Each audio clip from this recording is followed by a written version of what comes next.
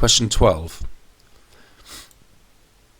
Now I've written down the basic SUVAT equations here that we will use. Some of them maybe.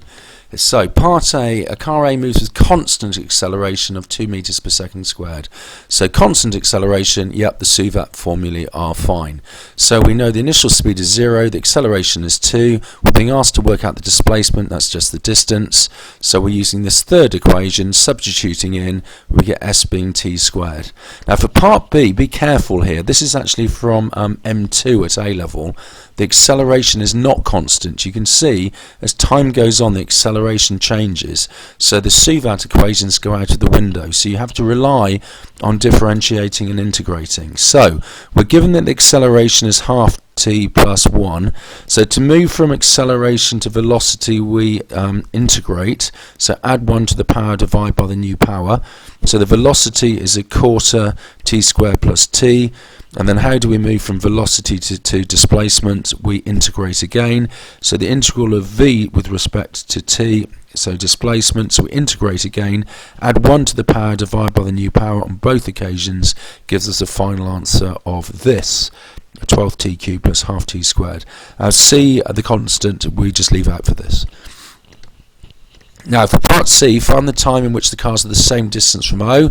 So distance is the same, so this distance equals this distance, so make the distances equal, so t squared equals to 12t cubed plus a half t squared, and I've dealt with that here in red, so I chose to make it integers to start with, so I multiplied 3 by 12, gathered my t squares, factorised, and we got t being 0, which is obviously when the cars started, and t being 6 seconds later, that they are the same distance apart.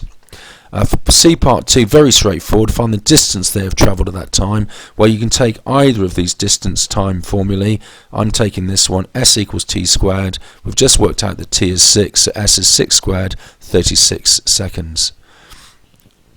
30. Find the distance that they've travelled at that time. S equals 30. Yeah, it shouldn't be seconds, should it? There should be the distance they've travelled at that time. That shouldn't be seconds. Sorry, it should be meters. Excuse me. Right, for part D. So draw the graph. Well, obviously a car A has a constant acceleration, it has a constant velocity, so car A is just a straight line. Car B, the acceleration is increasing, so it's getting faster and faster and faster, so that is so that is an upward curve. Okay, as time goes on, so this is so it's basically it's going up and up and up and up and up. So basically, as long as we make sure they both start at 0, 0, car B, its acceleration is below the line to start with, but it speeds up and up and up and up and up and overtakes it. So that's an upward curve. That is a straight line. That is the sketch that you needed.